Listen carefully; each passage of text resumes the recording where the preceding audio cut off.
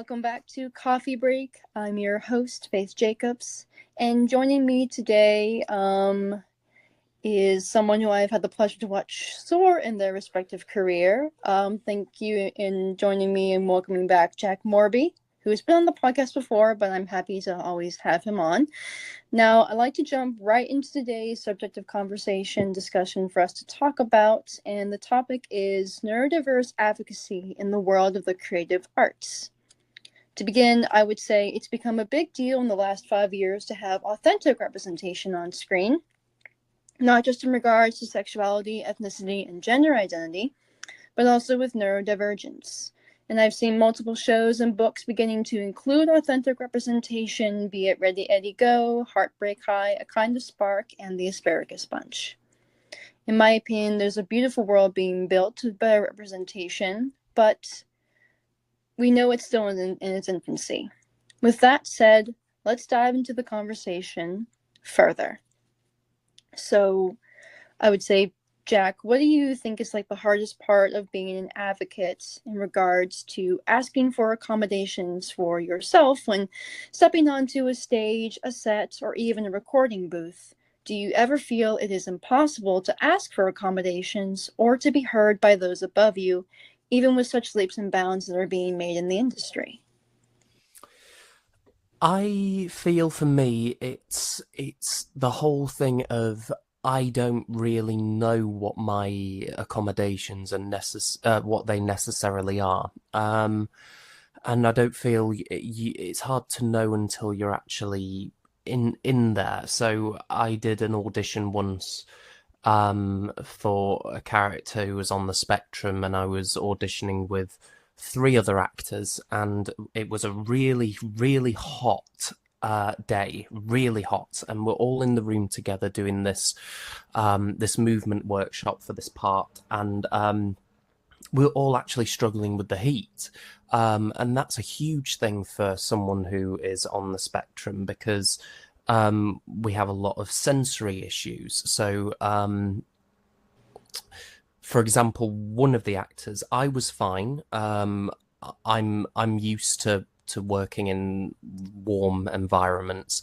I've been, I've been in Vegas a lot and Utah, and I've jogged in Utah, so it's I'm okay with that sort of thing. But there was one actor who obviously we're all on the spectrum. He's on the spectrum, and he had to leave the room. He couldn't take it anymore. And there wasn't too much that could have been done about it. There was fans in the room. It maybe if we had a smaller room, I don't know, so just so that the cooling system could reach us better. It's that kind of thing of there's a sensory issue with that, and especially if you're working in theatre. When I did a show in London, which was a whole cast of either deaf, disabled, or neurodivergent, there was some sound issues, and that caused some discomfort to one or two of the actors. I think communication is another big thing as well, because there were emails between me and a casting assistant where they would not be too clear with what they're asking, what they're saying. So say, for example, they would use metaphors or sayings like, if I didn't get the part, they would say, you didn't quite check the list. Oh, Or something along those lines. And it's those kind of things of, there needs to be clarity, and I'm fine with that. I've understood that completely, but I know that there was another actor on the list that didn't necessarily thought that wasn't a very good manner of going about things. That there's not enough clarity. Do you feel like there should be more almost directness rather than like almost like a way of like beating around the bush? And do you prefer that? Yeah, I do. And I think things that are succinct and things that are clear. There's no beating around the bush. It's just this is what it is. We don't need things to be. And I understand that it's probably done to be softer about things Right. to to say if you're not getting a job, to sugarcoat it a bit just to make light of the situation. And I completely understand and respect that, but I think there does need to be a lot more understanding of we just say what you need to say. Right. Um, Yeah, you I know, feel that. I remember getting a rejection email and they were like, "Your dedication to the craft is outstanding, but your audition's not moving forward." Don't don't give a I understand that maybe they meant that as a compliment to try and soften the blow, like you were really good, but you just weren't right for the part. I would rather you either give me no email or at least give me an email that just says, "Thank you so much for your time. We're moving in a different direction," or something. Like, I don't, because I feel like that makes it worse. It was like, you were outstanding in your field and we didn't choose you. You know what I mean? Like, it almost feels a little bit like, I don't quite know the correct phrasing. But for me, yeah, I kind of agree. I'm like, just either don't give me an email at all, and then I'll know that you didn't choose me, or give me one and just kind of be more forward. Don't try to, you know, be a little more direct. yeah, um, and I think a lot of I know someone, an actor on the spectrum who he gets tunnel vision. So he's very clear about what he wants. I get the sense that he's one of those people that likes to manifest things. And say he auditioned for a an amateur theatre production, and he was so determined that he was going to get this part, and he felt that his audition was great. They told him his audition was great, and then they made him wait a while for the results. He was getting a bit antsy about it, and then they got back to him and said he didn't get it. I, I think there needs to be something dialed back from that. I feel like it's great to be complimentary, but sometimes in auditions that you don't get that the compliments or the positive the positive feedback. mm-hmm. And actually, in a way, maybe that helps because you're not planting an idea, you Right. know. Yeah, I agree. I Yeah. agree. My second sort of like discussion question, or like something to ponder is, what do you think is the biggest factor that makes it difficult for modern projects of the neurodivergent spectrum to get ahead? For example, over here in the States, there was this beautiful Broadway show called How to Dance in Ohio that featured autistic actors on the stage. It was wonderful. It was amazing, I felt. But its run was sadly cut short. Now, some people say that it's because it wasn't an already established media. It's not Wicked, it's not Phantom of the Opera, which they bring back a billion times, which, not to say I don't like either of those things, but do you think that's true, or is there a deeper issue in regards to ableism and fear? And this doesn't just apply to the show on Broadway, but it opens up the question, if people at the top won't give things like that a chance to bloom and only had 6 months on Broadway, if that, what hope is there for other shows going forward, regardless of the platform? I do think there is an ableist issue. Here in the UK, we have some really great theatre companies professional theatre companies that tour the UK, and they have a cast in their show of deaf, disabled, neurodivergent, and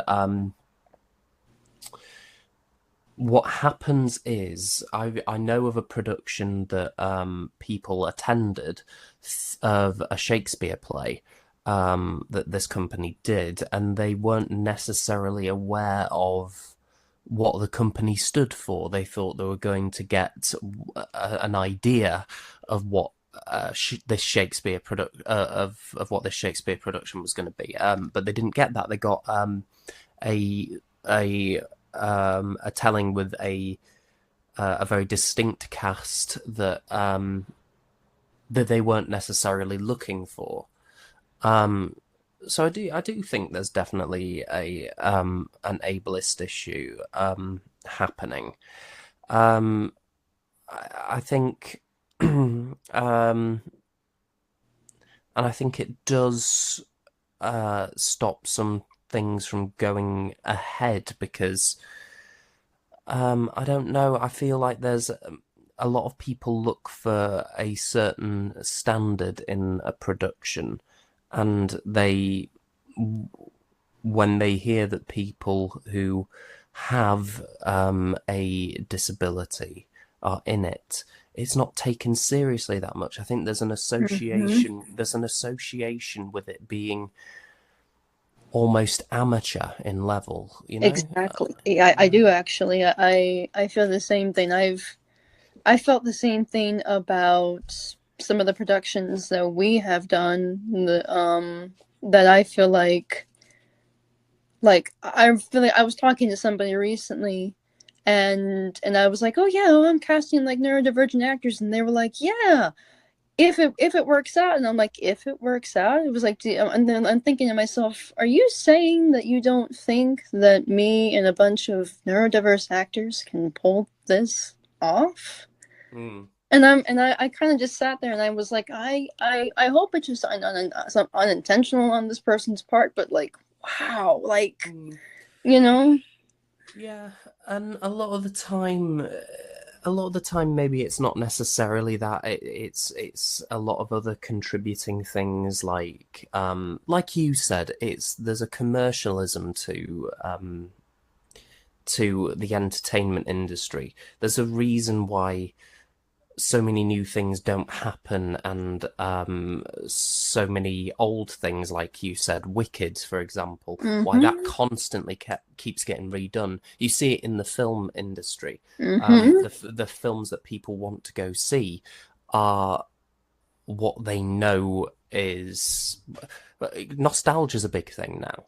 Yes. What they know is good already.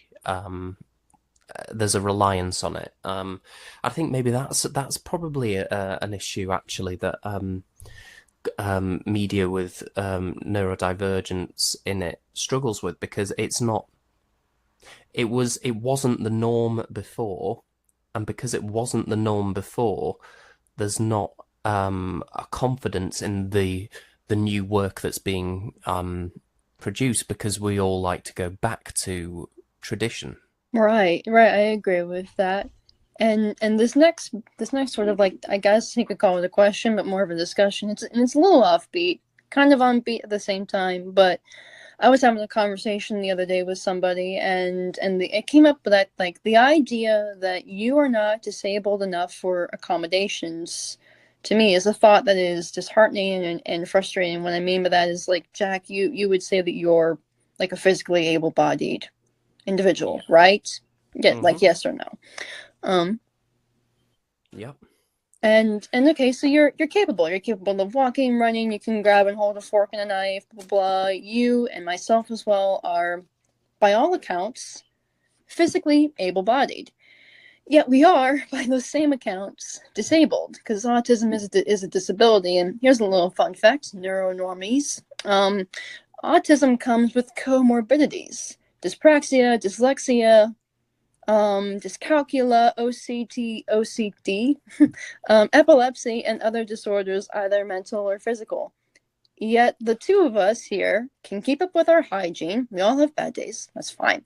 We would speak, I would say, at least for me, without much obvious sign of our diagnosis. Maybe to other people we do, but I don't think you and I, you know.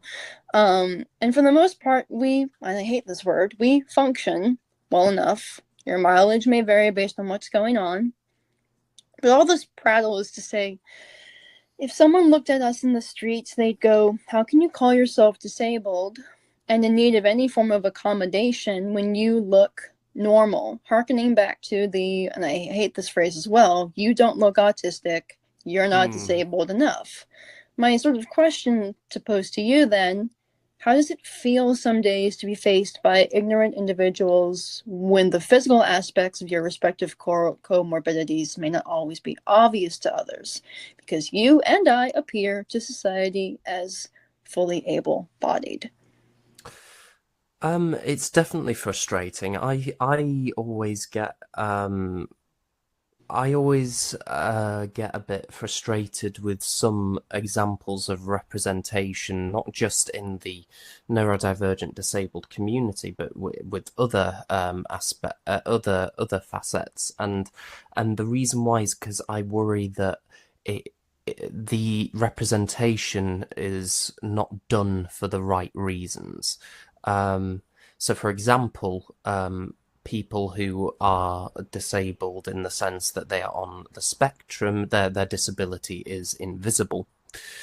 Um, they don't get a lot of representation because you can't see it. There's nothing Mm-hmm. marketable. There's nothing marketable about it. There's nothing to show off. Like, look at us, we're being good at representation because we have an actor in the cast who has a visible disability or so and such. But I worry that it happens for the wrong reason because they're doing it so it makes them look good. It makes Mm-hmm. it makes the product that they're doing look good. It makes the people making it look good. Um, but suddenly, if you cast me in something, um, there's nothing obvious, um, Right. and you know, and for that reason, it's not marketable as a inclusive Mm-hmm. product. And I feel like that harkens back to my problems with movies like Rain Man, my problems with movies like Sia's music, my problem with the idea of a show like Atypical, or or a show like The Good Doctor. My problems with those shows are not necessarily that it's a bad thing to show the savant, the severity of having a savant autistic character. But my problem is that when you only showcase that, you then cut off people like you and me who we have our areas of expertise. Sure, I'm good at facts and history. You have your area of expertise. I however feel like it's like looking at people like that who are, or characters like that who are created, it's you're sitting there and you're going, yeah, but that's not my experience. And so like the problem of not having like any characters out there more like the Leons, more like the Addies from A Kind of Spark is like, oh great, we're doing a show about autism, but she's not very severe, or Leon's not very severe. Leon has moments where things get caught in the crossfire. He doesn't understand things, but that's an experience that I feel like you and I can relate to. Going, oh yeah, I once sat there and went, wait, what do you mean? You know, Mm, it's like it's stuff like that that I kind of sit there and go, we're not disabled enough for what productions are looking for, because what they're looking for are the more intellectually disabled or those with an obvious tick to their voice. You know what I mean? yes. And speak. Go ahead if you found that you sound like you have something to say. I want to move on before I let you say something. Um, and I suppose when it comes to say you have an autistic character in a film or such, um, they want they want it to be obvious in some way. They almost want the character to wear it on their sleeve. Mm-hmm. So for example, they would cast an actor who isn't on the spectrum so that they can have they can generate the illusion that the character they're playing is. And it happens so much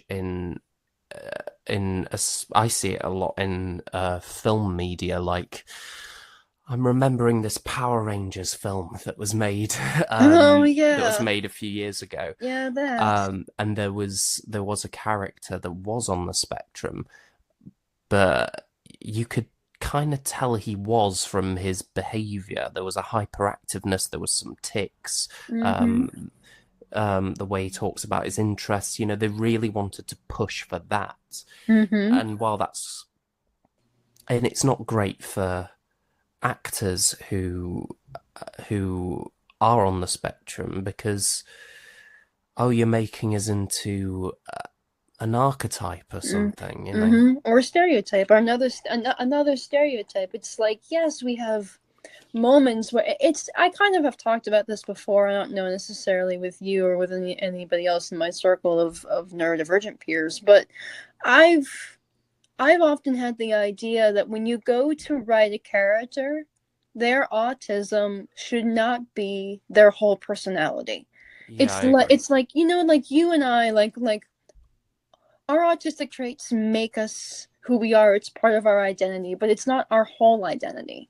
I No. have so many more other facets and interests and things that I can talk about, and what make me who I am, other than just that. And the minute you start, if I had started writing Jacob Faust, I'll use him as an example, as this very obviously autistic character without any other interest or anything, so if I didn't treat the character like a person, I don't think I would have gotten as good a response, a positive response to him as I did. And the same thing goes for Edgar. And then the other character who I've written to be autistic, I wrote the characters just to be characters. Their autism was only one facet of what made up their identity. And it's the same thing in real life. And I think that's the biggest problem. At least that's how I see it. The biggest problem is like you have to write a disabled character as human, not a Yeah. caricature. Yeah, I agree completely. There's so many characters out there that where it's worn on their sleeve, and while that's a good statement to an audience, it's not realistic and it's Mm, not necessarily it's mm-hmm. perhaps not tasteful, Yeah, oh, if great. you want true representation. Yeah, yeah, you almost have to write them like anybody else. Like you would write Jane who doesn't have autism, write Abigail who does have autism as Abigail. You know what I mean? It was like you have two different characters. One might not be in the spectrum and you write them as a fully fledged person, but the minute you go, "Oh, autistic, dyslexic," that instantly becomes their whole persona. And then Yeah. and then you've got just like a caricature of representation, not true representation. You mentioned Shakespeare earlier, which is interesting because I do kind of hate to bring up an elephant in the world of the arts, but there was a significant controversy with the Globe Theater, a non-disabled controversy, which boiled Oh, my here we blood. go. It boiled my blood too, and I want to talk about it because I don't see anybody on any podcast like really addressing like how offensive that was. While neither you or I may relate to the kind of disability that Richard III has, I really felt that casting a non disabled individual was taking away from disabled voices who could have easily stepped into that role. Especially as you and I have been talking, that the world of theater rarely has to say rarely, at least over in the States. I don't know, I mean, maybe there's more. I feel like you guys over in England have a much better chance of finding theaters that actually give disabled voices a chance. But over here, there's rarely a chance for disabled voices to shine, as we saw with Alliance in Ohio.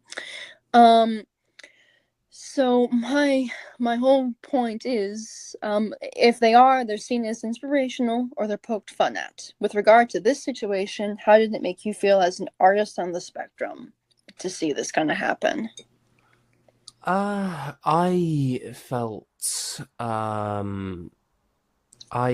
disappointed because there have been a lot of steps now in theatre to have authentic voices to authentic characters, and Right.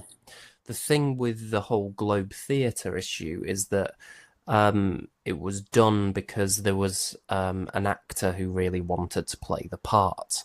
Um, and that was their whole argument for why they went ahead with it. I'm just doing it because I wanna. Um, and while it was the norm, there have been loads of non disabled actors to play Richard III. Right.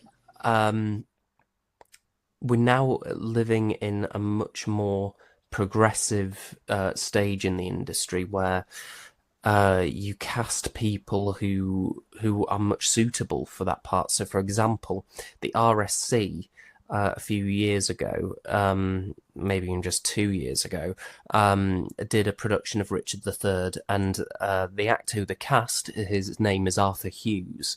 He he had a visible disability with his arm. His arm was, for lack of a better term, his arm was withered. I don't know if that's the right term to use, but it was um, his arm had a, Like a progressive disease of some kind. yes, yeah, um, and I don't know the correct term for it, but something like that is appropriate for the character of Richard because he talks about being discriminated against Mm-hmm. for his physical form. It is clear that in the script he has a quote. This is his words. A quote. A deformity. Um, so you do need to cast an actor who has a a physical difference. I feel. Right, right. It's like asking like a healthy person, or well, I have heard, and this is maybe a bad example. I have heard, so you know the character of Quasimodo from Hunchback of Notre Dame. In the Yes. stage version, deaf actors have played Quasimodo and Son for Quasimodo. It Mm, would be it's if it's clear in the script and in the story that this character is disabled, and Quasimodo is one of the rare disabled characters in older literature. Um, I would say that like it's like casting a hearing person on stage to play Quasimodo, who is a known deaf disabled character. mm. You know what I mean? Yes. Yeah. Definitely. Um, and I definitely feel um, we need to normalize. The world needs to normalize correctly casting because I feel like a lot of actors who are either deaf, disabled, or neurodivergent need to be cast in more things regardless. They don't need to even if the character doesn't have um, any deafness or disability per se, they still need to be considered, and there should be a movement to get people cast. Absolutely. But at the same time, you can't take away the characters that are meant for actors in that community. Mm-hmm. There's a huge deal about that now with the upcoming Snow White film that Disney is making, or they've made. I don't Oh know if you know. yeah. I Yeah, have seen about the controversy. Yeah, I'm very aware. yeah, Yeah. because an actor because the seven dwarves they only cast only one dwarf and the rest were didn't have dwarfism Right, right. and there was a debate on live telly where there was an actor with dwarfism who Mm-hmm. was who was making the same points I did, that you do not take away the parts that are meant for people in those communities, you know? Mm-hmm. Yeah, yeah, I Yeah. agree. I agree. Because one person decided, I mean, it's like I understand to a degree that we don't want to put people into things because into stereotyped roles, but then you're also taking away just the chance for somebody to have fun in a role. I mean, those are Mm, fun roles if you remember the original one from the 60s.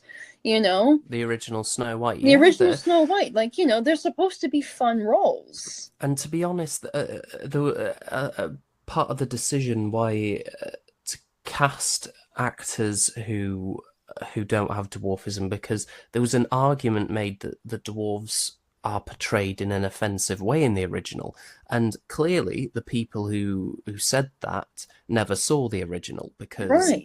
because the dwarves are the best characters. Yes. they because um they all have very likable personalities. They're very good at their jobs. They're very rich. They're Mm-hmm. heroic. They're compassionate. You know, when a young girl was lost and alone, they gave her shelter and looked after her. When she got Mm-hmm. allegedly killed, they avenged her. You know, they're Yeah, like great.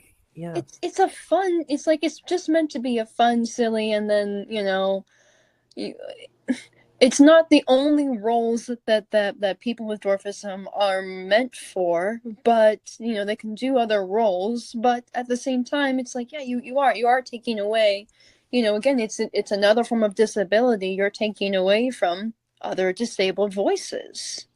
Yes. Yeah. Definitely. I So. agree. I agree Yeah. 100% with that. So That film needs to go in the bin, by the way. The yeah, new Snow White. it does. I agree 100% for a lot of reasons. My so switching gears just a little bit. I'd like to point out that I feel that it seems to me that there isn't much aside from maybe Ready Eddie Go and Asparagus Bunch that has been done for boys on the spectrum. No, in my opinion, past representation has never done justice to this. And I am seeing so much out there now for young adult women and young girls on the spectrum, which is great. It's wonderful. However, I'm a firm believer that we need some representation for all. As someone who is an incredibly capable man on the spectrum, what is your ideal autistic led male story that you might hope to see on either the stage or on the screen? And if you could bring it to life by your own hands, how would you do it? I think a story about someone who is older, um, a man or a woman, in someone middle aged, or they're starting to go past that and they're on the spectrum. Because I realise that I think about this a lot now. There's no stories. There's plenty of stories about young people on the spectrum. There's not enough people. There's not enough stories about people older who have lived with it all their lives. And they've and I understand why completely, because I think arguably stories about young people on the spectrum is way more important and relevant, because that's them growing up, that's them working out who they are. And um, but I think a good story would be to spin it and to say, okay, this is someone who has lived with it all their lives, and they know so much more about themselves than ever, and um, maybe you can show the juxtaposition between how how it affects their life now versus how it affected their life when they were a child, when they were a teenager, when they were just going into adulthood. Um, I agree. that'd be a very compelling story, I feel, I because do too. yeah, because there's not enough stories about older people on the spectrum, I don't think. No, I Uh, agree. yeah. Um, there's a great series called The A Word. I don't know if you've watched it. I'm not familiar. I'll have to look it up. Highly recommend. You would love it. It's a 3-season BBC series. And uh, you what's great about it is that it centers on a family, and the young boy of the family, he's not old, he's not very old, he's about 4, gets diagnosed with autism, and the whole family, it's the family coming to terms with that and learning how to look after him. Hmm. But there's a character in it, the granddad, who's played by the wonderful Christopher Eccleston. He who doesn't quite understand autism, doesn't quite get it. There was even a line when he found out. He said, can it be cured?" Mm. But then, as the series progresses, and you look at you look at some of his behaviours, and you start to wonder, are you on the spectrum? And you just don't realize it. And Eccleston even said in an interview that it's suggested through his behaviours that he is on the spectrum as well. He just doesn't realize it. Um, That sounds like actually yeah. like really. I I feel like I feel like I saw that while looking through Christopher Eccleston's like the other works. I was looking for what else he had done. I know he was in The Leftovers, of course, um, on HBO Max. I'd be interested to look it up and see if I can't find it on one of my streaming services. Mhm. That sounds good to me. Thank you. No, I highly recommend it. I think you'd really like it. It'd be exciting to watch. I'm looking for something new. Let's see. Yeah. What are some things you believe could be brought into the conversation in regards to how writers for television treat autistic characters that could be created in the coming years that hasn't been addressed in times past? Basically, what are some pitfalls you hope will be avoided and tropes you hope will never be repeated again? Um, I might have said this on. It might have just been a chat with you or another podcast, but I think I don't want it to be treated as some superpower. Right. That's it's. Oh, I'm so sick of that. It's for example, I think you see a lot of it in Sherlock, don't you? Yeah. This hyper awareness and this super intelligence, and they see everything, Right. or super intelligence, and or let's not make it a quirky trait anymore. Let's normalize it. Yes, it can have its quirks, but and that's a very useful thing to make an audience find a character endearing. We love quirky people, Right. but I think we need to not make it this thing that is just wholly them, that they just they see everything, or they're really intelligent, or but in a social situation they're not very good. Maybe it'd be an interesting thing to see more characters on the spectrum who are actually really good socially, Right. um, because I know lots of people on the spectrum who are amazing socially. One person in particular who I work with a lot, he is he's really social, and he's really likable, and he gets on with everyone. Um yeah, something more like that. A bit more down to earthness. Right, and maybe we can have characters who like we can show that they have their super interests and the things that they get really passionate about. Like you and I think could probably fill a whole podcast with some of the high interests of that is I really fell in love with Doctor Who and you really love Doctor Who. We could probably fill 3 hours worth of conversation of Hmm. all kinds of stuff. Or I could fill an entire podcast full of all the history facts that I know about Mozart. Now that since I've been doing that project, Hmm. we have our high interest points and things that like set us off on what I prefer the word passion rather than special interest. We're just very passionate people or Yeah, hyperfixation. Like y- I prefer passion. yeah, I don't think that's something that should ever be lost. Is the way someone who is on the spectrum, or allegedly on the spectrum, is portrayed, is the passions. I feel that is something that should never be lost, because Yeah. it's true to life, and also um, there is a quirkiness to it as well, but there's also a very admirable quality about it. Right. It's Like, more endearing. yes, and it's true to form. Like there's so many people in history who were allegedly on the spectrum. We can't Mm-hmm. say for sure because there wasn't an official diagnosis at the time. Right. But so for example, Mozart, Right. Walt Disney is another one. Um, Right. and I think they definitely roll with that when they made Saving Mr. Banks, the film with Tom Yeah. Hanks, because Walt Disney has this quirky nature to him and this tunnel vision nature and with his work and what he wants to get done. And so many people who aren't on the spectrum have that, but it cannot be denied that it's a very defining trait of someone who is on the spectrum is that they they're the expert of their field and they Mm-hmm. live and breathe it. Mm-hmm.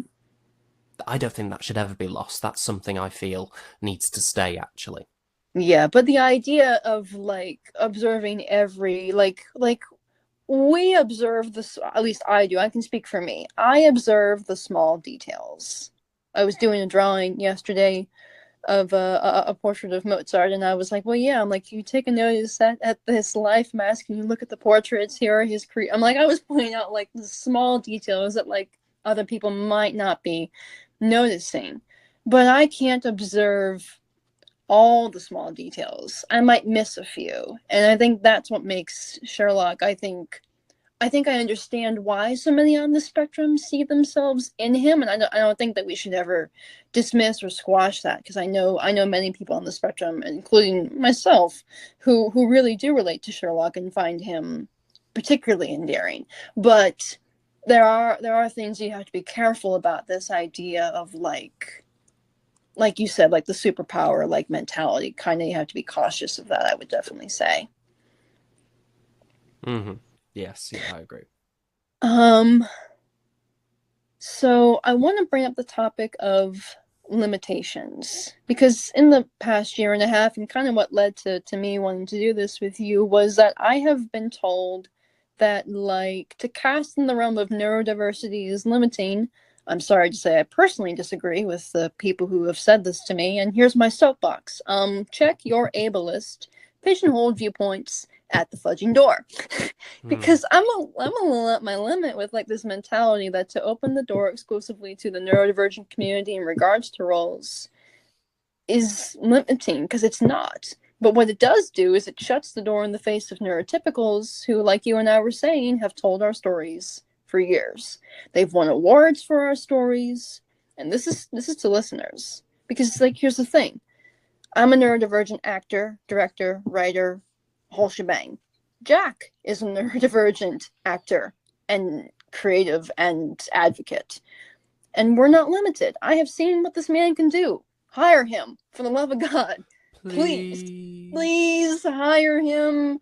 Narnia, I have your please, Prince William right here, help over in me. England.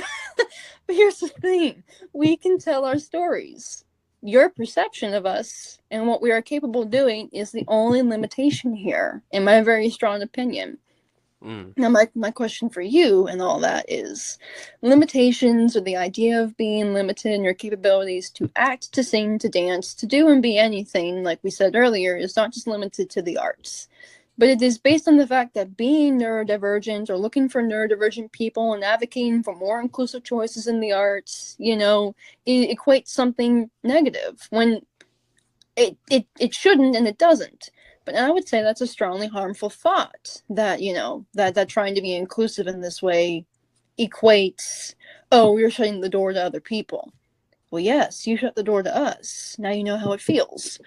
Mm. But have you faced something similar from people in the industry, based on the fact that you are openly neurodiverse, and how did that make you feel? So, do I feel like it's closed some doors? Mm-hmm. If that's what you're asking. Yeah. Uh, yes. Potentially, and sometimes I mean, to be honest, it's opened quite a lot of doors too. When I left drama school, the jobs I was being seen for were for actors who identify as neurodiverse or have a certain disability. So it has definitely opened doors for me. But I'm at a stage now where I don't really get seen for anything anymore, and I don't know if part of me second guesses is this something to do with my openness with it. It likely isn't. It's probably something to do with my type and my my skill set, and just I'm just not simply right for it. But um um yeah, I I feel like it certainly stopped me in school and early years of getting into drama and things from doing good parts. But professionally, it's hard to say. I think it has opened some doors, but potentially it's closed some. Um, yeah, that one's hard to say for me, I feel. That's okay. I mean, it is an interesting thought topic because, like, I feel like I can't say for certain, but I remember when I auditioned for something voice acting wise, and they asked any more details about me, and I remember saying that I was a neurodivergent actor, and I don't know if that closed the door to me because that production had inherent ableism, or if I just wasn't right for the role. But I do know what you mean. It does feel like we sort of get like pigeonholed into certain things, and I feel like either, like we were saying earlier, either I'm not disabled enough for you, or my disability is the reason why you won't ask me to be, you won't invite me to the conversation beyond getting my foot like halfway in the door. It's like you let me in, but then the minute I open my mouth, you don't want me anymore. you know? Yeah, yeah. That's how it kind of feels sometimes. Yeah, yeah, I feel the same way. You know, it's it's hard to say, but I feel like there are people out there who do hear the word neurodivergent and they either think, we're not quite looking for that, or what does that mean? Yeah, Yeah. yeah. I agree with that. So that was a lot. Let's bring it back down to something a little light for a minute. When was the last time that advocating for yourself actually led to a positive impact in the situation regarding the creative arts? And even though you were saying you feel like some doors have been closed, how do you hope being open about it can help head directives and creatives, foster better understanding because you are open about being neurodivergent? I think a great thing for me was the Asparagus Bunch audiobook, um, because I feel like that was truly a moment in my working life as an actor where I am now an advocate for this because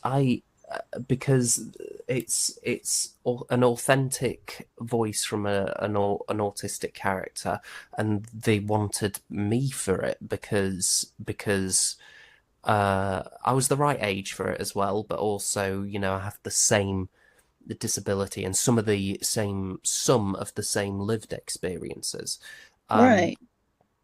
yeah, that opened a door for me, and it may continue to open another door for me should we record the second book. I hope you Um, do. Please, God, do. I hope so. And um, uh, was the rest of the question? How do I hope it continues to open doors? Yeah, how do Sorry, you hope yeah. it might continue open doors with other directives and creative leads to foster maybe a better understanding of you as an actor? Um, I hope that there's a call for say if there is a production that explores a character with autism or something, that they get more autistic people involved in the production, even if they're not playing an autistic character. So, for example, Mm-hmm. maybe if the protagonist is on the spectrum, okay, why don't you consider casting some of the people around them who consider casting people on the spectrum, even if it's never said that that character is. Mm-hmm. Let's create a good environment for this project. We're telling a story about this theme. Let's get people together to help tell it. So I think just to be involved, regardless of if if I'm playing the character with autism, is really important. Yeah. No, I Mm. agree 100%. So let's pull back around to some of the fiascos we talked about. But this is like, the How Dance in Ohio, the Globe Theater fiasco. This is not the first time that I have seen or heard pushback on disability in the arts. And I don't know if you're familiar with Mickey Rao. He's an autistic advocate. And I've been listening to his book recently called Fearlessly Different. And he talked about the pushback on having an autistic actor play Christopher Boone. And it reminds me of some of the negative pushback here for what we were talking about earlier, the Richard III play, the erasure of disability, the denial of letting somebody with a disability step into a role, like we were talking with some of the films and the controversies there. My simple question here is, do you feel that there's been a strange step backwards lately? Have you dealt with adversity towards yourself? You've talked about being rejected from disabled roles. And I'll add that yes, it's common in this industry to be rejected. I've had my fair share. I know you've had your fair share. But sometimes it just stings. And like we've been saying, it just feels like you're not autistic enough, you can't do this role, or you're not disabled enough for this role. Yes, that's my answer. No, um, yeah, I do feel like there's a pushback. Again, it goes back to that whole thing, my point earlier of sometimes representation isn't done for the right reasons, and even if it is sometimes, there's they're not wholly in it. There's a sense of that. So, for example, if for a theatre production there's a character who is autistic and they want an autistic actor for it, but they cast they double cast it, or they have an understudy, but the other actors aren't on the spectrum. Surely you'd want everyone on the spectrum if you're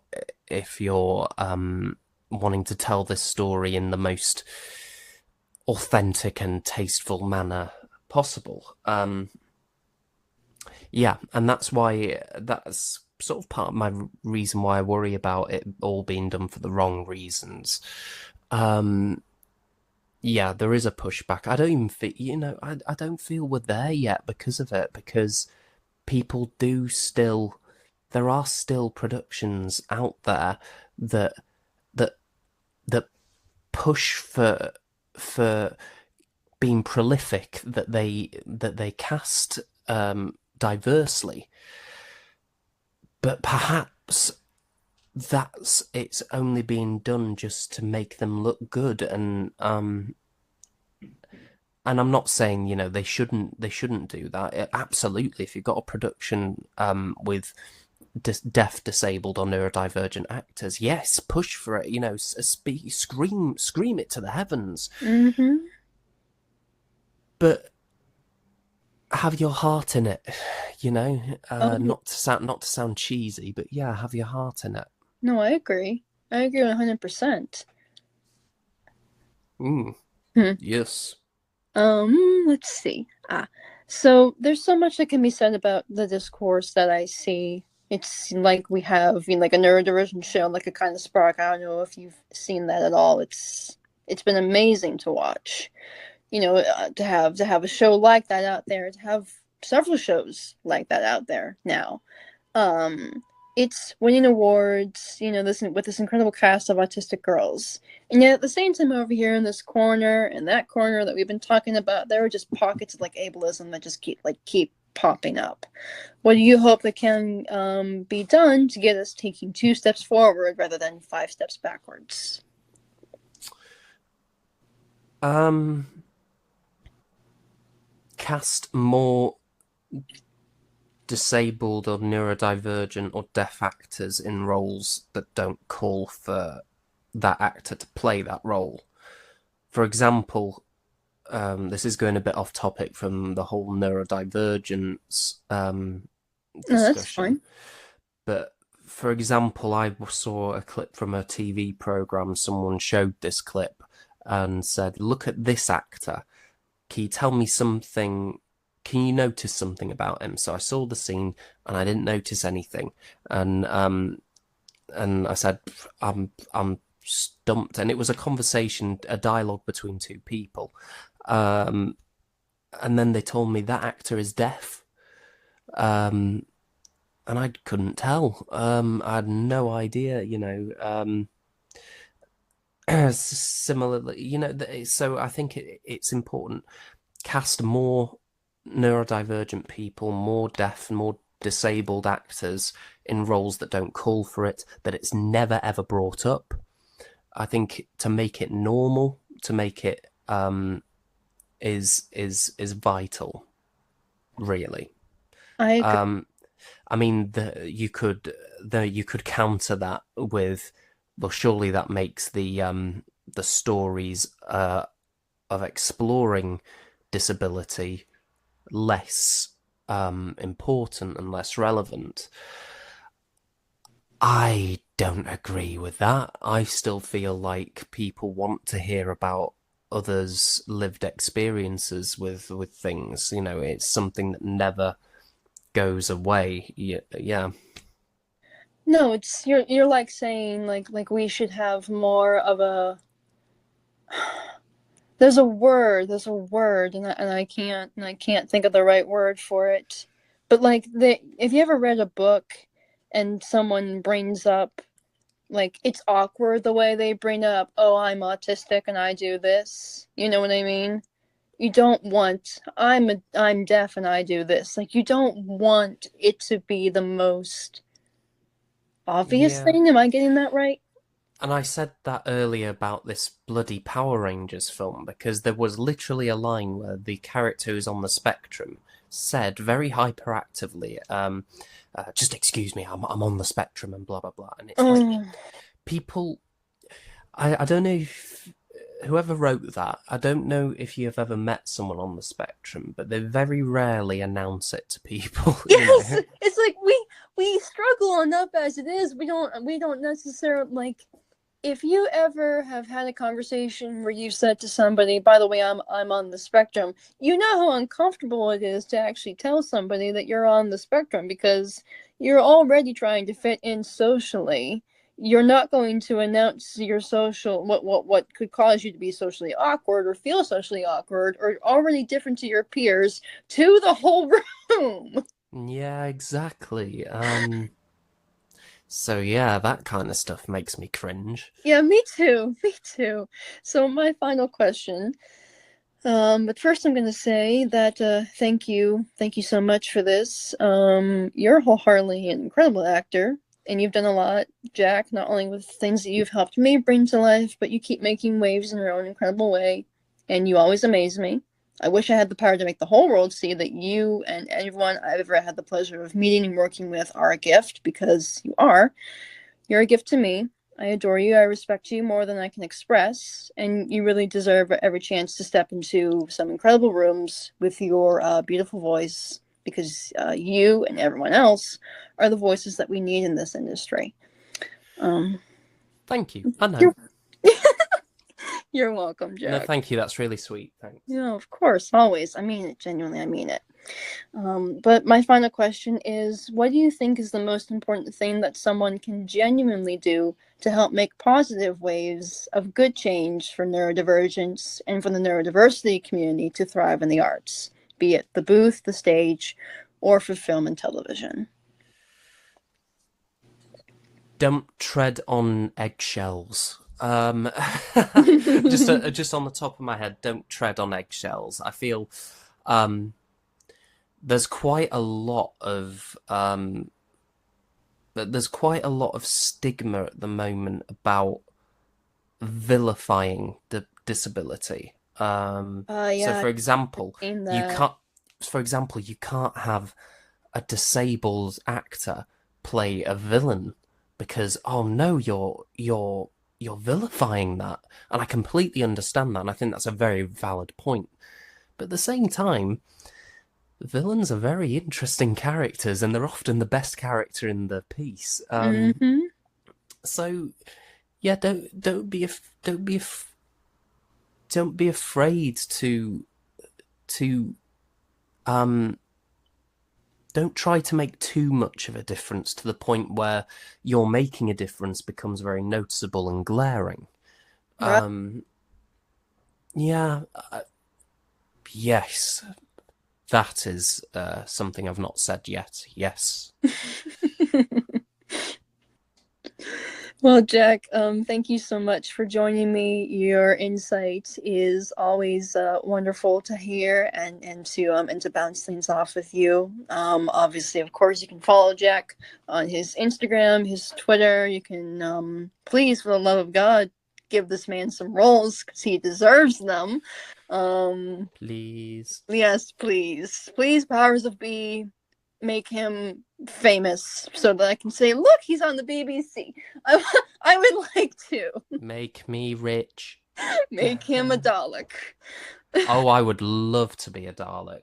I would love to be a Doctor Who monster or something. Yes, please. Oh, that would. Or after the next Doctor goes, we'll just make Jack the next Doctor because we need a Doctor on the spectrum.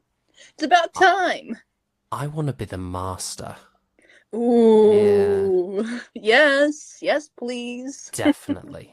Yeah, that'd be cool. All right, Jack. Have a good day, and I will speak to you later. Yes, thanks for having me. I will speak to you another time, no doubt. All right, Jack. Bye bye. Bye bye.